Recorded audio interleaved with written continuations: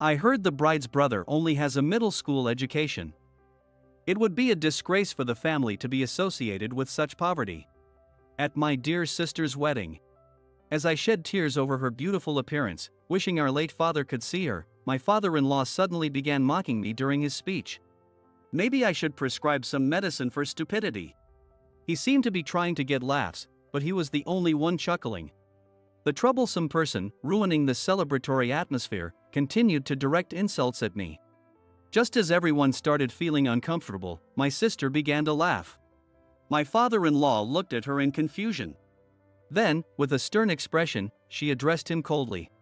With those words, he realized who he had insulted and regretted everything he had said. My name is Kevin Johnson.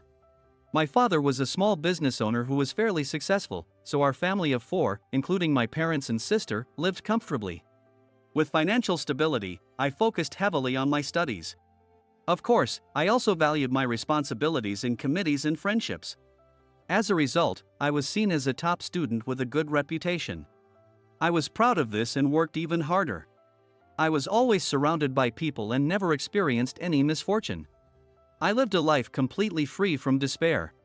However, my life took a drastic turn after an accident. It was winter of my second year in middle school.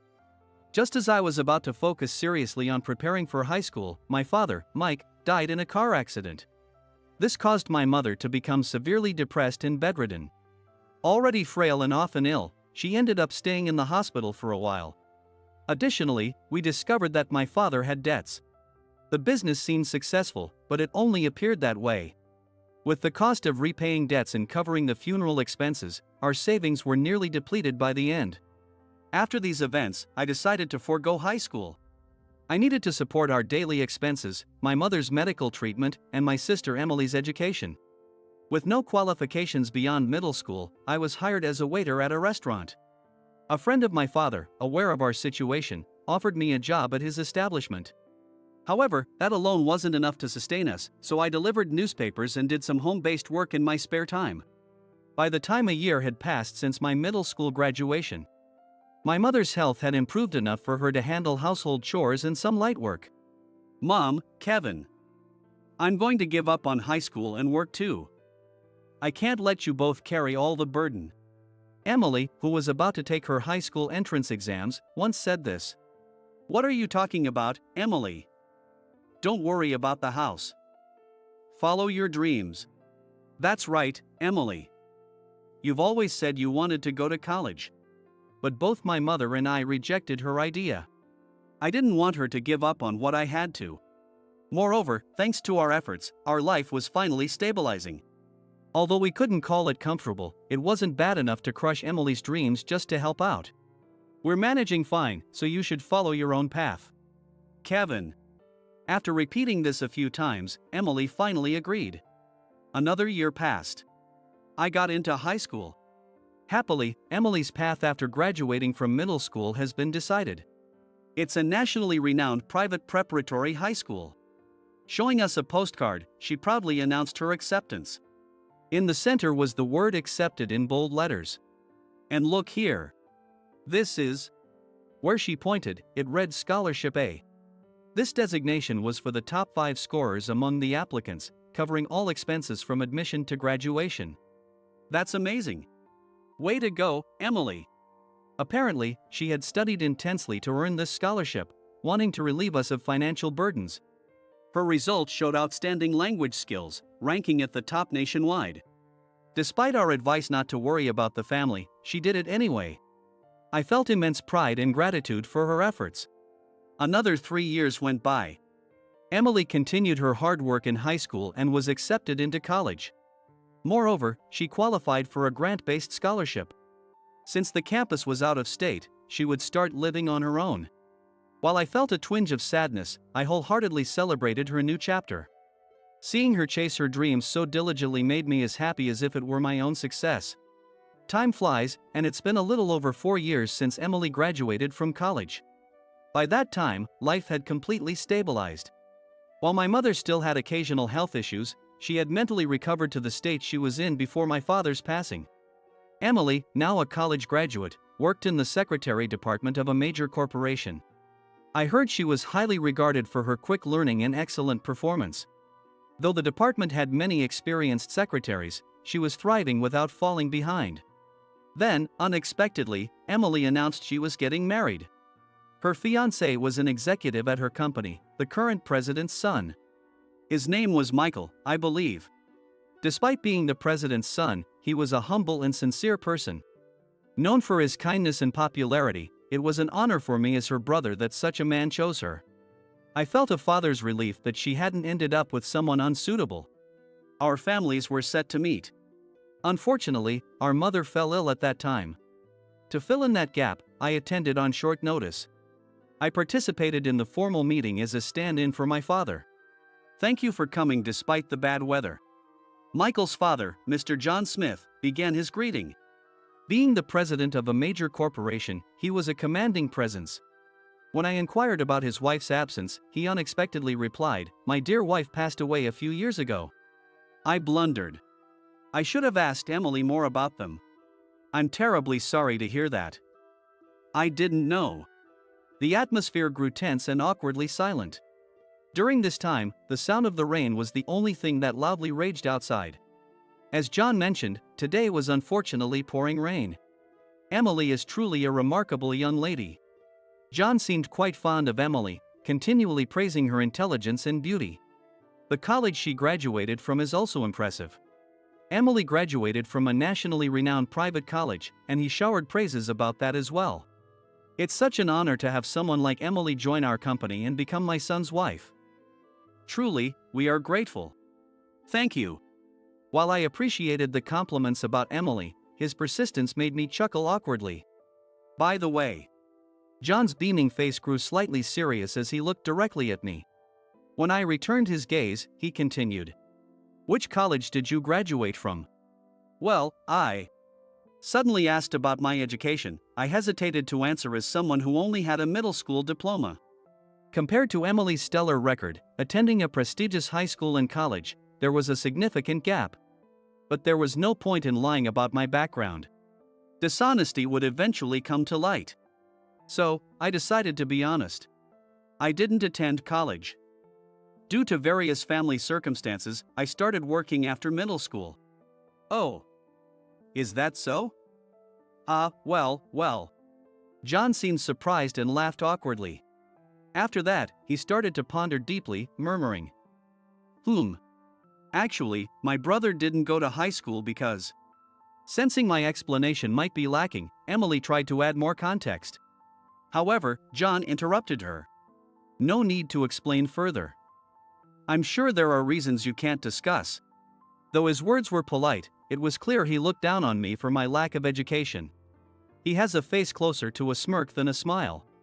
Moreover, the end of his earlier words was slightly high-pitched, and a stifled laugh escaped his ha-ha. Thank you for waiting. Here is the appetizer course. At that moment, the waitstaff brought out the first course of our meal. Both families were in full support of the marriage, so the meeting was supposed to be enjoyable. However, a single exchange caused an awkward tension. As the luxurious dishes kept coming, I found myself too distracted to enjoy the food. On the day of Emily and Michael's wedding, I was moved to tears by the combination of her beautiful makeup and stunning wedding dress. Don't cry before me, Kevin. Sorry. I was to walk her down the aisle in place of our late father, but at this rate, I worried about holding it together. It's time to enter. The coordinator guided us to our positions. The doors swung open, and the loud music filled the room. Honestly, my memories from that point on are a blur. Whether it was due to intense nerves or the tears in my eyes, I couldn't see clearly. I only remember my heart being full from the emotions built up over the years. After our father passed away, Emily worked hard to minimize her educational costs, facing countless challenges. Please take care of Emily. I whispered to Michael as I entrusted her to him. He quietly responded, I will. With that reassurance, I wiped my eyes with a handkerchief and returned to my seat. After that, the reception proceeded smoothly, with John giving a formal closing speech. He began with, "Today, my son," and continued talking at length.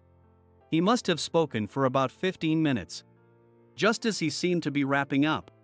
Just as I thought it was over, another topic began.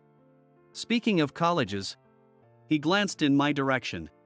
I heard that Emily's brother has only a middle school education. When he revealed my educational background, the room buzzed with murmurs. Whether they were mocking my education or disapproving of John's comment was unclear.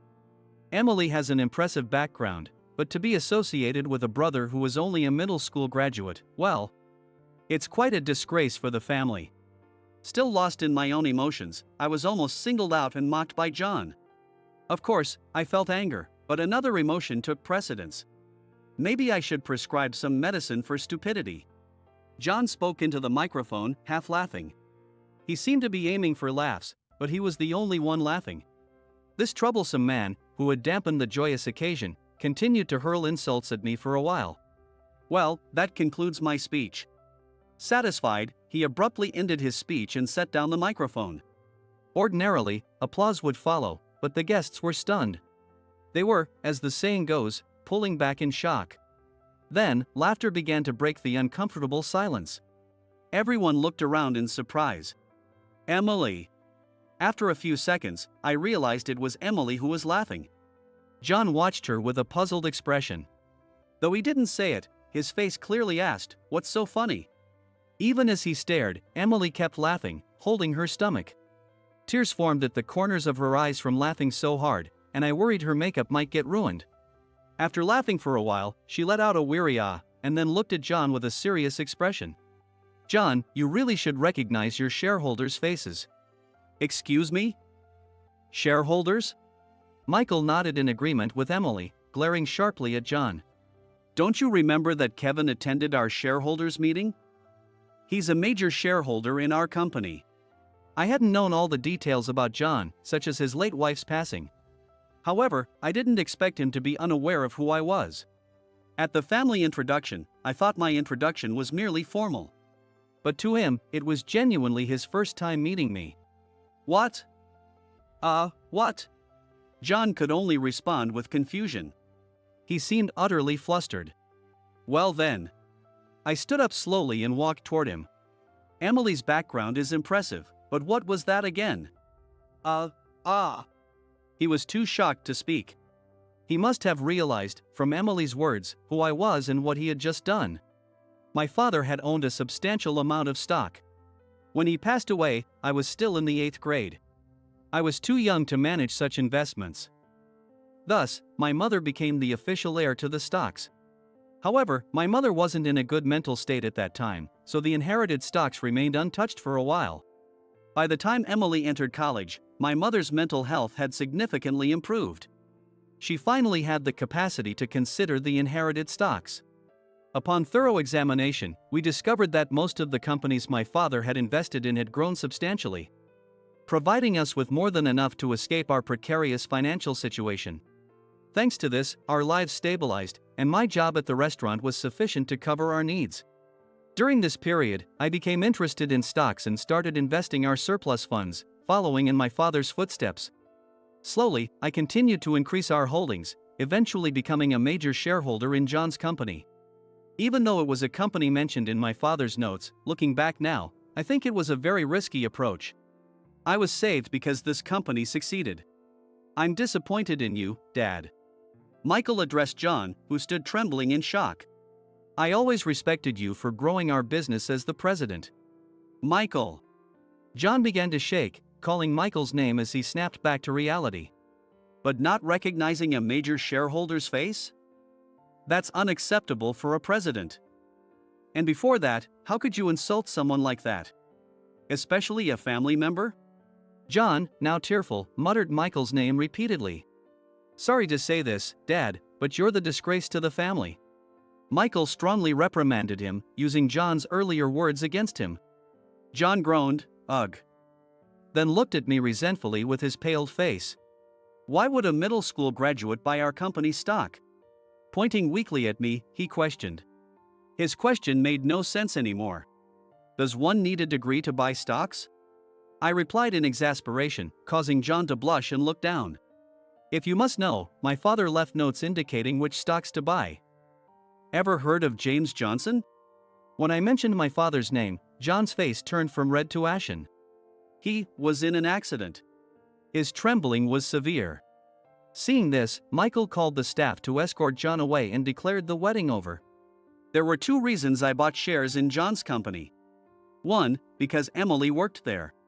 And two, as I mentioned, it was recommended in my father's notes. Most of my father's stocks were in businesses of his associates. John's company was one of them, but I never imagined Emily would join it and marry Michael. Intrigued by this miraculous connection, I investigated further after the family meeting. I found several suspicious points. It seems my father and John were business partners. I said over the phone to Michael, sharing my findings. Yes, I remember the name James from when I was a kid. My father died when I was in 8th grade, and since Michael is the same age as Emily, he would have been in 6th grade then. My father's schedule book notes that on the day of the accident, he had a meeting with John. Interesting, and what kind of business were James and my father involved in? Let me see. I pulled out some confidentiality agreements and other documents from my father's files and read the business details aloud. That business, Michael exclaimed, explaining that the venture was what had propelled John's company to rapid growth. From what we pieced together, it seemed that my father and John were working on a promising project, but after my father's untimely death, John continued alone and succeeded immensely. A troubling story began to take shape, but it was too early to draw conclusions. We were missing the connection between the rising action and the climax and resolution. To clarify, we need records from when my father took over James's work. I'll investigate within the company. Sure, please do. If it becomes too much to handle alone, feel free to ask Emily for help. I'll inform her as well. I see. A little time passed after the wedding. Michael visited John's room and office, who had been hospitalized due to the severe stress. With Emily's help, they thoroughly investigated and discovered records from when the business was taken over. The words are carefully chosen to sound good, but essentially, it says, the deceased's wife, who is the heir, is mentally ill. So we can do whatever we want. Using my mother's grief-stricken condition after my father's death, John forced an overwhelmingly advantageous contract. I felt a deep-seated anger, but rushing things could undermine our painstaking investigation. I urged Emily to remain calm as well. Now, we had the missing connection in the story. About a month later, John had returned, but he was far from his former self.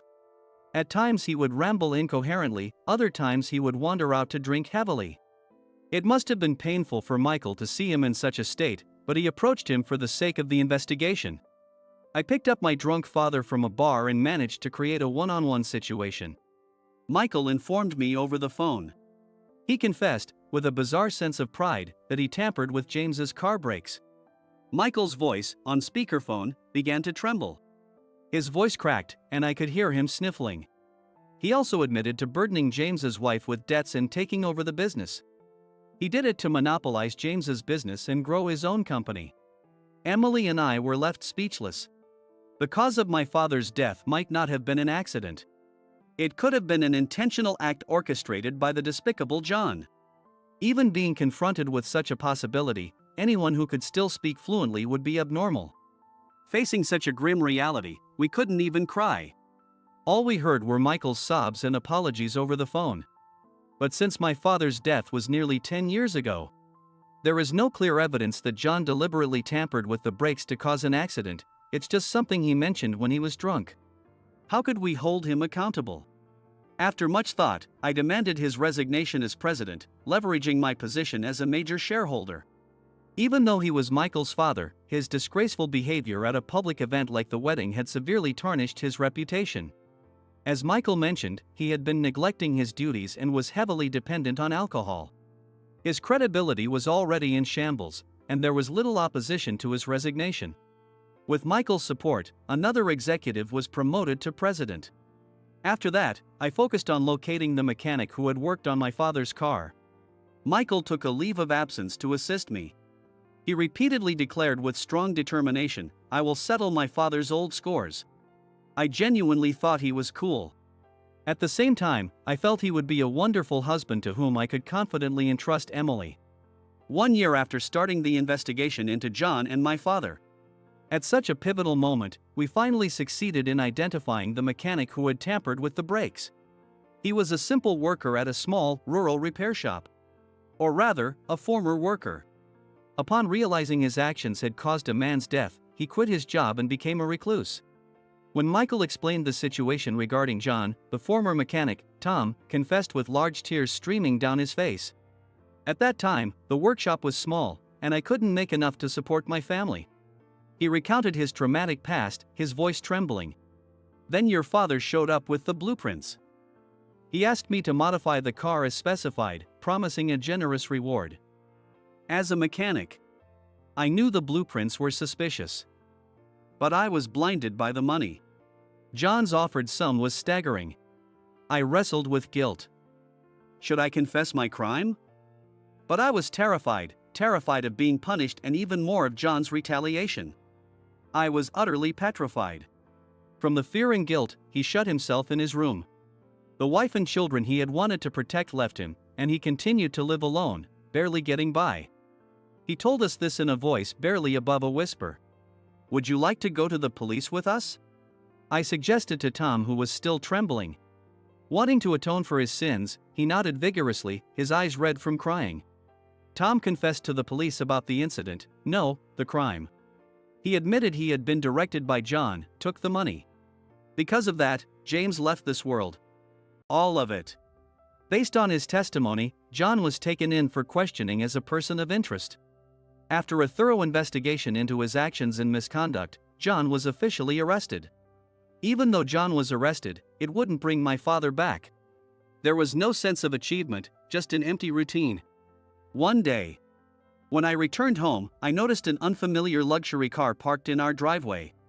Wondering what was going on, I entered the house to find Emily and Michael in the living room. My mother was serving coffee, and it seemed their visit and my return happened almost simultaneously. I'm sorry for dropping by unannounced. Sorry for the sudden visit without any notice. I don't mind, but what's the occasion? You both seem very formal. Both were dressed in formal attire for some reason. Actually, there's something I need to discuss with you, Kevin. Michael spoke solemnly. What my father did is unforgivable. As the son of such a despicable man, it is equally unacceptable for me to marry James's daughter. I believe we should part ways. To my surprise, Michael began to talk about breaking up with Emily, tears welling in his eyes.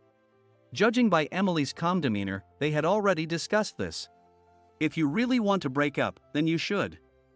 You're both adults and free to make your own choices. Kevin. But only if that's what you truly want. Michael looked at me, puzzled. If you're saying this out of a sense of responsibility for John's actions, that's a different story. What? Michael's eyes widened at my words. The responsibility for what John did lies with him. You were just a child then. You don't bear that burden. So, instead, I have a request. I asked Michael. Ignoring his confusion, I continued. If your feelings for Emily haven't changed, could you please make her happy? Kevin. You're right. My feelings haven't changed. I still want to be with Emily with all my heart. When I looked up, Michael was crying as he spoke. Emily, sitting beside him, was hiding her face in her hands, blushing. Emily, are you okay with this? Yes, thank you, Kevin. Their emotions seemed to spread, making me feel a bit embarrassed too. To cover it up, we all laughed together for a while, including my mother. The sun was setting, painting the sky a deep orange. Hearing a few crows cawing, I stood before my father's grave and put my hands together in prayer. Long time no see, Dad. I opened my eyes and began recounting everything that had happened recently. It happened last year, but Emily got married. Her husband is an executive at her company, and he's a very sincere person. The flowers I had placed swayed in the wind, as if nodding in agreement. It seemed that my father was pleased with Emily's happiness. I then briefly mentioned the man named John, who had once been my father's business partner. But don't worry, Dad. The man who deceived you has been brought to justice. The verdict hasn't been delivered yet. But he's admitted his guilt and appears to be remorseful. What kind of punishment John will face remains unknown. Will he regret his actions? Will he apologize to my father? That's up to him, and it's something I can't predict. Tom, who tampered with the brakes, feared retribution from his employer and kept silent about his crime. Similarly, John might have been living in fear of someone's revenge. His extraordinary shock at Emily and Michael's wedding. It seemed to indicate the answer. How did he feel, standing on the ill-gotten pedestal of his position? And now, having lost his status and social credibility, what must he be feeling? I might be a bad person for hoping that he experiences the same pain my father did. But I want to live my life with integrity. I want to be a strong person who can be proud of himself and never have to feel ashamed. I told my father these wishes and left the cemetery.